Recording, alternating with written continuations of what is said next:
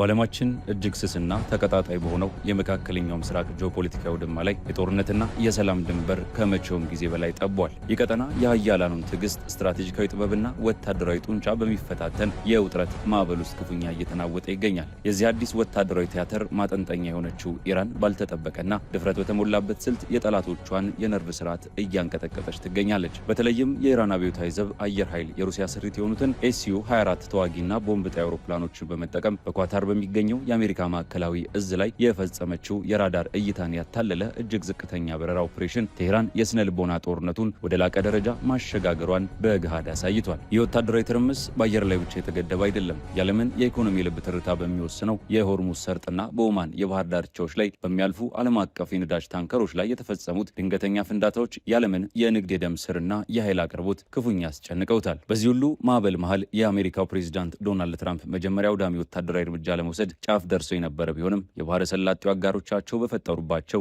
የዲፕሎማሲ ጫናና የኢኮኖሚ መደርመስ ስጋት ምክንያት ቃታ ከመሳብ ወደ ኋላ ብለዋል። የፕሬዚዳንቱ እርምጃ ከጦር ሜዳ ፉከራ ይልቅ ወደ ማህበራዊ ሚዲያ የቃላት ጦርነትና ከወቅቱ አሳሳቢ ቀውስ ጋር ወደማይመጣጠኑ የክሪፕቶ ከረንሲ የፋይናንስ ቅሌቶች ማዘንበሉ የአሜሪካን የውጭ ፖሊሲ መዋዠቅ አጉልቶ አሳይቷል። ይሁን እንጂ ይህ የአሜሪካ የኋሊት ማፈግፈግ የእስራኤልን አመራሮች ክፉኛ አስቆጥቷል። የኢራንን የኒኩለር አቅምና የቀጠናውን የበላይነት እንደ ህልውና ስጋት የምትመለከተው እስራኤል ዋሽንግተን ወደ ተኩስ አቁምና ድርድር ጠረጴዛ ብታዘነብልም እንኳን የራሷን ብሔራዊ ደህንነት ለማስጠበቅ ስትል ማንኛውንም አይነት ወታደራዊ እርምጃ በብቸኝነት ለመውሰድ እንደማታመነታ የሞት ሽረት ማስጠንቀቂያዋን እያስተጋባች ትገኛለች። በመሆኑም ይህ ውስብስብ ትዕይንት ያልተመጣጠነ የጦር መሳሪያ አጠቃቀም፣ የባህር ላይ ታንከሮች ጥቃት፣ የሀያላን ሀገራት የዲፕሎማሲ ሸፍጥና ተነጣጥሎ እርምጃ የመውሰድ ዛቻዎች የተዋህዱበት አውድ የዘመናችንን እጅግ አደገኛና ሊተነበይ የማይችል የጂኦፖለቲካ ቼዝ ጨዋታ ፍንትው አድርጎ የሚያሳይ ነው።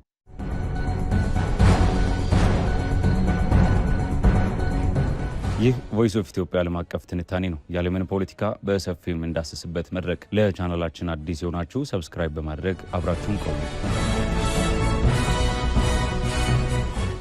በዓለማችን እጅግ ውስብስብና ተለዋዋጭ በሆነው የጂኦፖለቲካዊ ቼዝ ጨዋታ መድረክ ላይ የመካከለኛው ምስራቅ አየር በከባድ የጦርነት ዳመና ተውጧል። ከሁለተኛው የዓለም ጦርነት ወዲህ ታይቶ የማይታወቅ አሰቃቂና መጠነ ሰፊ ወታደራዊ እርምጃ በኢራን ላይ ለመሰንዘር አሜሪካና አጋሮቿ ሙሉ በሙሉ ዝግጅታቸውን አጠናቀው የነበረ ቢሆንም በስተመጨረሻ ሰዓት ላይ የተወሰደው ያልተጠበቀ የውሳኔ ለውጥ የዓለምን የኃይል ሚዛንና የኢራንን አስገራሚ ወታደራዊና ስትራቴጂካዊ አቅም ፍንትው አድርጎ አሳይቷል። የአሜሪካው ፕሬዚዳንት ዶናልድ ትራምፕ በኤርፎርስ ዋን አውሮፕላን ውስጥ ሆነው ለጋዜጠኞች በሰጡት ማብራሪያ አሜሪካ ታላቅ ወታደራዊ እርምጃ ለመውሰድ ጫፍ ደርሳ እንደነበር ገልጸዋል። ይሁን እንጂ ይህ እጅግ አውዳሚ የጥፋት እርምጃ ገታ እንዲያደርጉና ወደ ድርድር ጠረጴዛ እንዲመጡ ግፊት ያደረጉት እንደ ሳውዲ አረቢያ፣ ኳታርና የተባበሩት አረብ ኤምሬትስ የመሳሰሉ የባህረ ሰላጤው ሀገራት ነበሩ። የእነዚህ ሀገራት ፍርሃት የመነጨው ከባዶ አልነበረም። ይልቁንም ኢራን በቀጠናው የገነባቸው ያልተመጣጠነ ወታደራዊ አቅምና በየትኛውም አቅጣጫ አጸፋዊ ምት የመስጠት አስፈሪ ተክለሰውነቷ ያመጣው ስጋት ነው። አሜሪካና እስራኤል ጥቃቱን ለመሰንዘር በተጠንቀቅ በቆሙበት በዚያች አስጨናቂ ሰዓት የሳውዲ አረቢያው አልጋ ወራሽ ልዑል መሐመድ ቢን ሳልማን ፕሬዚዳንት ትራምፕን በስልክ በማነጋገር ጥቃቱ እንዲቆም የተማጸኑት የጦርነቱ እሳት አንዴ ከተለኮሰ የሳውዲን ብሎም የመላው ቀጠናውን የኢኮኖሚ ደም ስር አመድ ሊያደርግ እንደሚችል በጥልቀት በመገንዘባቸው ነው። የሳውዲ አረቢያ ይህ ከባድ ስጋት እውን መሆኑን በተግባር ያሳየችው በቅርቡ በጃዛን የነዳጅ ማጣሪያና የኢንዱስትሪ ኮምፕሌክስ ላይ በደረሰው አውዳሚ ጥቃት ነው። ምንም እንኳን ጥቃቱ የየመን ሁቲ አማጽያን እንደፈጸሙት ቢነገርም የድርጊቱ ቴክኖሎጂያዊ ውስብስብነትና የጥፋቱ ስፋት የኢራንን ቀጥተኛ ያልሆነ ነገር ግን ደግሞ እጅግ ኃይለኛ የረዥም ርቀት ክንድ አጉልቶ አሳይቷል። በሳተላይት ምስሎች በተደገፈው መረጃ መሰረት በጃዛን የሚገኘው የሳውዲ አራምኮ የነዳጅ ማከማቻ ክፉኛ ተመቷል። ቢያንስ 3 ግዙፍ የነዳጅ ማከማቻ ታንኮች ሙሉ በሙሉ ወድመዋል። ሌሎች ተጨማሪ ታንኮች ላይ ከባድ ጉዳት ደርሷል።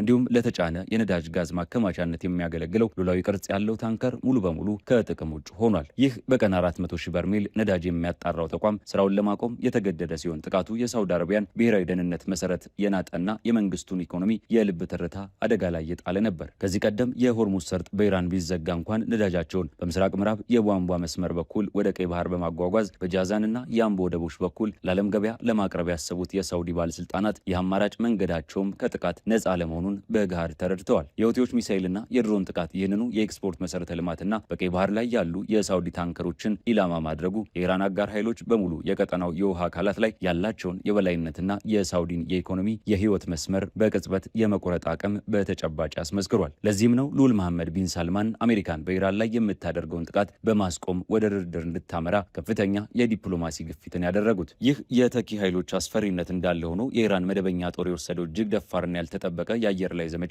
የቀጠናውን የደህንነት ስሌት ከስሩ ያናወጠው ሌላው ክስተት ነበር። ኢራን ታላላቅ የጦር አዛዦቿንና ንጹሐን ዜጎቿን በተገደሉባት ማግስት በቀልን በቃላት ብቻ ሳትወሰን በተግባር በማሳየት ያለምን ትኩረት ስባለች። የኢራን አብዮታዊ ዘብ አየር ኃይል ሁለት የሩሲያን ኤስዩ 24 ተዋጊና ቦምብ ጣይ አውሮፕላኖችን ከሺራዝ ሻሂድ ድሮን የጦር ሰፈር በማስነሳት በኳታር ወደሚገኘውና በአሜሪካ የጦር ማዕከል የነርቭ ስርዓት ተደርጎ ወደሚቆጠረው የአሉደይድ የአየር ሰፈር የላከችው አስገራሚ የድፍረት ኦፕሬሽን ለዚህ ማሳያ ነው። አሉደይድ ለአሜሪካ ማዕከላዊ እዝ የሎጂስቲክስ የትዕዛዝና የኦፕሬሽን እምብርት ሆኖ ሳለ የኢራን ተዋጊ አውሮፕላኖች ከፋርስ ባህር ጠለል በላይ ከ30 ሜትር ባነሰ እጅግ ዝቅተኛ ከፍታ ላይ በመብረር የራዳር እይታን አታለው ሰርገው መግባት መቻላቸው የቴክኖሎጂና የስልት የበላይነትን ያንጸባረቀ ነበር። የኢራን ከፍተኛ ወታደራዊ መኮንን ብርጋዴር ጄኔራል መስዑድ ጃፋሪ በኩራት እንደገለጹት የአሜሪካና አጋሮቿ ተዋጊ አውሮፕላኖች የኢራንን ጀቶች ሊያቋርጡ የቻሉት ጥቃት ተፈጽሞ አውሮፕላኖቹ ተልኳቸውን አጠናከው ወደ መጡበት ሲመለሱ ብቻ ነበር። ይህ እጅግ አደገኛ የሆነ የአየር ላይ ሰርጎ መግባት ኦፕሬሽን የጥቃቱን አውዳሚነት ከማሳየት ባለፈ ለዋሽንግተን የላከው ስልታዊ መልእክት ነበር። ይኸውም ኢራን ከፍተኛ የጦር መሪዎቿን ብታጣም እንኳን የትዕዛዝ ሰንሰለቷ ያልተበጠሰ፣ በማንኛውም የችግር ጊዜ ፈጣን አጸፋዊ መስጠት ወታደራዊ ዝግጁነቷ የተጠበቀና ኢላማን በጠላት ቀጠና ውስጥ ዘልቆ የመምታት አቅሟ ያልተነካ መሆኑን በተግባር ያረጋገጠ የታሪክ አጋጣሚ ነው። ይህ የሳውዲ አረቢያ ዲፕሎማሲያዊ ሽሽትና መደናገጥ እንዲሁ በአጋጣሚ የተፈጠረ አልነበረም። የኢራን እስላም አብዮታዊ ዘብ የቃላት ጦርነቱን ወደ ላቀና አሰቃቂ ምዕራፍ በማሸጋገር በቀጠናው ለሚገኙ የአሜሪካ አጋር ሀገራት ቀጥተኛ ማስጠንቀቂያዎችን በይፋ አስተጋብቷል። የኢራን ካተማ ላምቢያ ማዕከላዊ እዝ አዛዥ የሆኑት ሜጀር ጄኔራል አሊ አብዱላሂ አሜሪካ የቀጠናውን ሀገራት ሀብት፣ መሰረተ ልማትና ጂኦግራፊያዊ አቀማመጥ ለራሷ የመከላከያ ጋሻነት ለመጠቀም ያቀደችውን ስትራቴጂ አጋልጠዋል። ጄኔራሉ ባስተላለፉት አድማጭን የሚያረድ መልእክት አሜሪካን በመተባበር የሀገሪቱ የመከላከያ ጋሻ ሆኖ የምትገኘው ማንኛውም ሀገር በጦርነቱ የገሃነም እሳት ትበላለች ሲሉ ዝተዋል። ይህ ማስጠንቀቂያ በቃላት ብቻ የተገደበ ሳይሆን የኢራን ብሔራዊ ደህንነት ኮሚሽን አባል በሆኑት ኢብራሂም ረዛኢ በኩል ይበልጥ ተጠናክሮ ቀርቧል። ረዛኢ ያክለውም ጥቃት የሚሰነዘርባት ከሆነ ኢራን የመላው ቀጠናውን መሰረተ ልማት ሙሉ በሙሉ በማውደም አካባቢውን ወደ ድንጋይ ዘመን እንደምትመልሰውም በይፋ አስታውቀዋል። የዚህ ስነልቦናዊና ስትራቴጂካዊ ሽብር ማሳረጊያ የሆነው ደግሞ ኢራን በይፋ የወጣችው የኢላማዎች ጥቁር መዝገብ ነው። ቴህራን የዓለምን ኢኮኖሚ ከስር መሰረቱ ሊያናውጡ የሚችሉ በቀጠናው የሚገኙ ስትራቴጂካዊ ተቋማትን በካርታዋ ላይ አስፍራለች። በዚህ መሰረት በሳውዲ አረቢያ የሚገኘውና በዓለማችን ግዙፍ የሆነው የጋዋር የተፈጥሮ ነዳጅ ማውጫ፣ የአብቃይቅ የነዳጅ ማቀነባበሪያ፣ በተባበሩት አረብ ኤሚሬቶች የሩዋይስ ሪፋይነሪና የዛኩም የነዳጅ ክምችት፣ በኳታር በኩል ደግሞ የኖርዝ ፊልድና ራስ ላፋን የፈሳሽ የተፈጥሮ ጋዝ ኮምፕሌክሶች ዋነኛ ኢላማዎች ሆነዋል። ከዚህም አልፎ የኩዌት የቡርጋ ነዳጅ ማውጫ፣ የባህሬኑ ሲትራ እንዲሁም የእስራኤሎቹ ሌቫቲያንና ታማር የባህር ላይ የተፈጥሮ ጋዝ ማውጫዎች የኢራን ተወንጫፊ ሚሳይሎች ቀለበት ውስጥ መግባታቸውን አውጃለች። የሀይነክ የሚመስሉ የዓለም የኢኮኖሚ የልብ ትርታዎች ኢላማ የማድረግ ፖሊሲ የኔ የኃይል አቅርቦት ደም ስር ከተቋረጠ የዓለምም አብሮ ይቋረጣል የሚለውን የኢራንን አዲሱን የጦርነት ዶክትሪን በተጨባጭ ያረጋገጠ ነበር። የኢራን ወታደራዊ አቅም ጥልቀት ይበልጥ ጎልቶ የወጣው ደግሞ በቅርቡ ይፋ ባደረገችው የሃይበር ሻካን የተሰኘ ዘመናዊ መካከለኛ ርቀት ተወንጫፊ ሚሳይል ነው። ይህ የጦር መሳሪያ በዓለም የጦርነት ታሪክ ውስጥ የጨዋታውን ሕግ ከሚቀይሩ ግኝቶች ተርታ የተመደበ ሲሆን የአሜሪካንና የእስራኤልን የጸረ ሚሳይል መከላከያ ስርዓቶች ፈተና ውስጥ ጥሏል። ሃይበር ሻካን በደረቅ ነዳጅ የሚሰራ በመሆኑ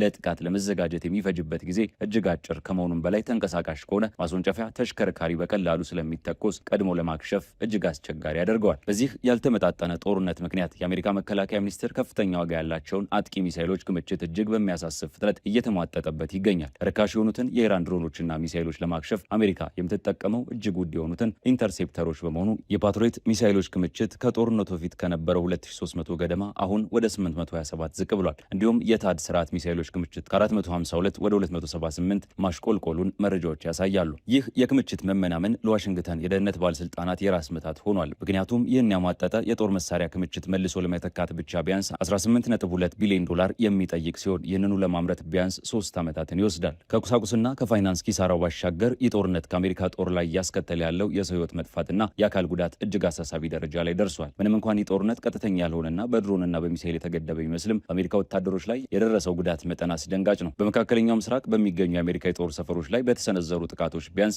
18 አሜሪካውያን ወታደሮች ህይወታቸውን ሲያጡ 653 የሚሆኑት ደግሞ ቆስለዋል። ከቆሰሉት ውስጥ አብዛኞቹ ያጋጠማቸው የትራውማቲክ ብሬን ኢንጁሪ ወይንም የጭንቅላት ውስጥ መናወጥ ሲሆን ይህ ጉዳት በውጫዊ አካል ላይ ባይታይም በወታደሮቹ አእምሮና ስነ ልቦና ላይ የእድሜ ልክ ጠባሳን ጥሎ የሚያልፍ ነው። ከእነዚህም ውስጥ 64 የሚሆኑት ከፍተኛ የጦር መኮንኖች መሆናቸውን ጉዳቱን ይበልጥ ከባድ ያደርገዋል። የፔንታጎን መረጃዎች እንደሚያሳዩት ከእነዚህ ጉዳት የደረሰባቸው ወታደሮች መካከል አብዛኞቹ ለከፍተኛ የስነ ልቦና ቀውስና ራስን የማጥፋት አደጋ የተጋለጡ ናቸው። ይህ እየጨመረ የመጣው የወታደሮች ጉዳት የአሜሪካን ሕዝብና የፖለቲካ መሪዎችን በእጅጉ ያሳሰበ ሲሆን መከላከያ ሚኒስቴሩ የሟቾችንና የቆሰሉትን ቁጥሮች የሚገልጽበትን አሰራር በመቀየር የባህር ማዶ ዘመቻዎቻችን በሚል አዲስ ምድብ ስር እንዲካተቱም አድርጓል። በዚህ የውጥረት ማዕበል ውስጥ የእስራኤል አቋምና ሚና ሌላው የጂኦፖለቲካው ገጽታ ነው። የአሜሪካው ፕሬዚዳንት ዶናልድ ትራምፕ በኢራን ላይ ታቀዱ የነበረውን ጥቃት መሰረዛቸውን ተከትሎ የእስራኤል አመራሮች በተለይም ጠቅላይ ሚኒስትር ቤንያሚን ኔታንያሁና የመከላከያ ሰራዊት ባለስልጣናት ከፍተኛ ብስጭት ውስጥ ገብተዋል።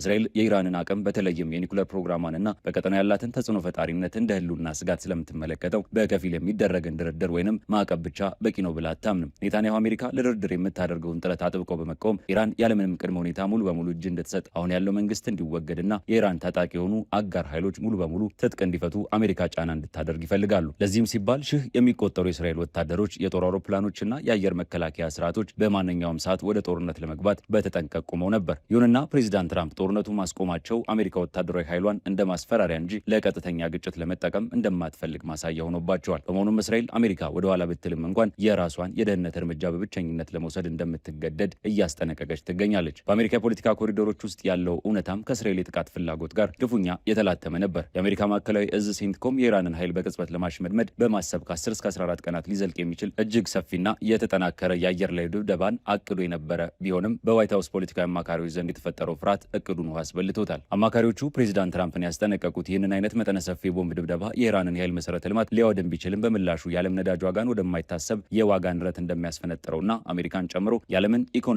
ሊቀለበስ ወደማይችል አዘቅት ውስጥ እንደሚከተው በማስረዳት ነው። በሌላ በኩል ኢራን በውስጣዊ ደህንነቷም ሆነ በውጫዊ ዲፕሎማሲዋ የማያወላውል ጠንካራ አቋምን እያንጸባረቀች ትገኛለች። ጦርነቱ በጦር መሳሪያ ብቻ ሳይሆን በስለላና በመረጃ ቅብብሎችም ጭምር የሚካሄድ መሆኑን የሚያሳየው ኢራን በቅርብ ሁለት የእስራኤል የሞሳድ ሰላዮች ናቸው ያለቻቸውን ኦሚድ ቤዛድና ፉሪያ ሳፍዋት የተባሉ ግለሰቦችን በስቅላት መቅታቷ ነው። እነዚህ ግለሰቦች ወታደራዊ ሚስጥሮችንና የደህንነት መረጃዎችን ለእስራኤል አስተላልፈዋል በሚል ክስ በኢስፋሃን አደባባይ መገደላቸው ኢራን በውስጥ ጉዳዩ ላይ ጣልቃ ለሚገቡ የውጭ ኃይሎች ምንም አይነት ምህረት እንደማታደርግ የላከችው ጠንካራ መልእክት ነው። ከዚህ በተጨማሪም በመላው ኢራን ከሚደረጉ መንግስታዊ ተቃውሞች ጋር በተያያዘ ሌሎች ሰዎችም በሞት መቅጣቷ መንግስት የውስጥ መረጋጋቱን ለማስጠበቅ የሚወስደውን ጥብቅ እርምጃ ያሳያል። የኢራን መሪዎች በኩራት እንደሚናገሩት ያሏቸው ዘመናዊ ጦር መሳሪያዎችና የድሮን ቴክኖሎጂዎች የትኛውንም የዓለም ኃይል በቀላሉ ሊገለብጣቸውና ሊሰራቸው የማይችላቸው እጅግ ውስብስብ የቴክኖሎጂ ውጤቶች መሆናቸውን በመግለጽ ወታደራዊ ልዕልናቸውን ያውጃሉ። ይህ በእንዲህ እንዳለ የኢራን የባህር ኃይልና የስትራቴጂካዊ ውሃ በሮች መቆጣጠር ዓለም አቀፉን የንግድ ስርዓት ክፉኛ እያናገው ይገኛል። በሆርሙዝ ሰርጥ በኩል በሚያልፉ ዓለም አቀፍ የንግድ መርከቦችና ታንከሮች ላይ በተደጋጋሚ የተፈጸሙ ፍንዳታዎችና ጥቃቶች የዓለምን የነዳጅ አቅርቦት ስጋት ውስጥ ጥለውታል። ዩናይትድ ኪንግደም ማሪታይም ትሬድ ኦፕሬሽን የተባለው ተቋም እንዳስታወቀው በኦማን የባህር ዳርቻ አቅራቢያ በአንድ ታንከር ላይ የደረሰው ፍንዳታ ቀጠናውን ከፍተኛ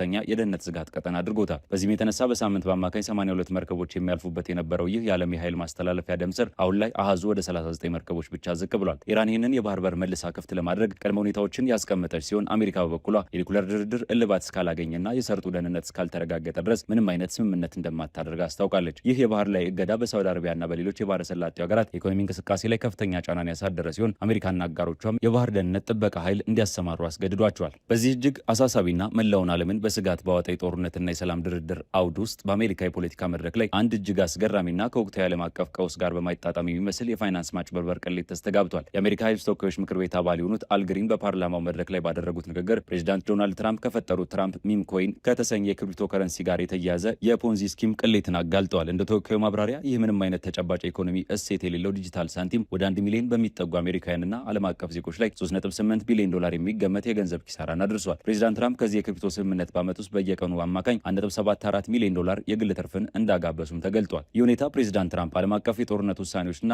የሰራዊታቸውን ሕይወት በሚመለከት ወሳኝ እርምጃዎችን በሚመሩበት በዚህ ወቅት በከፍተኛ የገንዘብ ማጭበርበርና በግላዊ ፋይናንስ ትርፍ ላይ ትኩረት ማድረጋቸውን በማሳየት የፖለቲካውን ሞራልና የካፒታሊዝሙን ስርዓት የጨለማ ገጽታን አጋልጦ አሳይቷል። በዚህ የባህር ላይ ውጥረት መሃል የዲፕሎማሲው ሸፍጥና የቃላት ጦርነት ሌላው ድራማዊ ገጽታን ፈጥሯል። አሜሪካና ኢራን በሰኔ ወር አጋማሽ ላይ ደርሰውት የነበረው ጊዜያዊ የተኩስ አቁም ስምምነት በጥቂት ሳምንታት ውስጥ አቧራ ሆኖ በመብነኑ የሆርሙዝ ባህረ ሰላጤ ከዓለም አቀፍ የውሃ መስመርነት ወደ አብዮታዊ ዘብ የግል ኬላነት ተቀይሯል።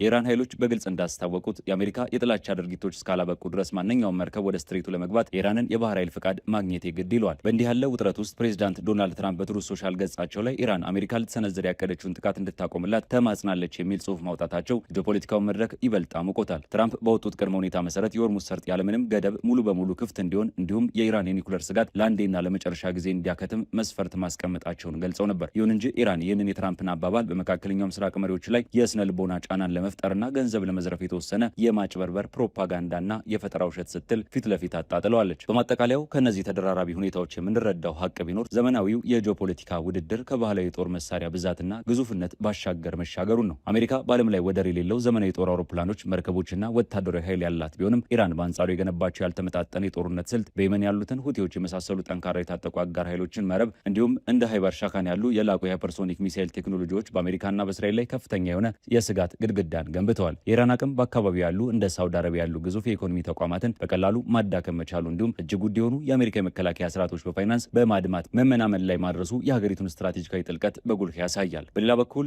የእስራኤል የጥቃት ፍላጎትና የአሜሪካ የድርድር ዝንባሌ መጣረስ የኢራን ብልሃት የተሞላበት የዲፕሎማሲና የኃይል ሚዛን አጠቃቀም ውጤታማነትን ያረጋግጣል። የሆርሙዝ ስትሬት የንግድ ማነቆነትና በአሜሪካ ውስጥ የሚታየው ፖለቲካዊና ኢኮኖሚያዊ ትርምስ ሲደመር ቀጠናው አሁንም ቢሆን በማንኛውም ጊዜ ሊፈነዳ በሚችል የባሩድ በርሜል ላይ እንደተቀመጠ ያሳያል። በዚህ እጅግ ፈታኝ መድረክ ላይ የጦርነት አቅም መለኪያው የጥይት ብዛት ብቻ ሳይሆን የተቋሚም ኢኮኖሚ፣ ስነ ልቦናና ዓለም አቀፋዊ የንግድ መስመር የማስተጓጎልና የማዳከም ስትራቴጂካዊ ጥበብ መሆኑን ክስተቶች በግልጽ አስገንዝበውናል። የዛሬው ዓለም አቀፍ ትንታኔያችን በዚሁ ተቋጨ። ስለተከታተላችሁን እያመሰገንን ለቻናላችን አዲስ የሆናችሁ ሰብስክራይብ በማድረግ ቤተሰብ እንድትሆኑ እንጋብዛለን። ከሰዓታት በኋላ በሌላ ዓለም አቀፍ ጉዳይ እስከምንገናኝ ሰናይ ጊዜ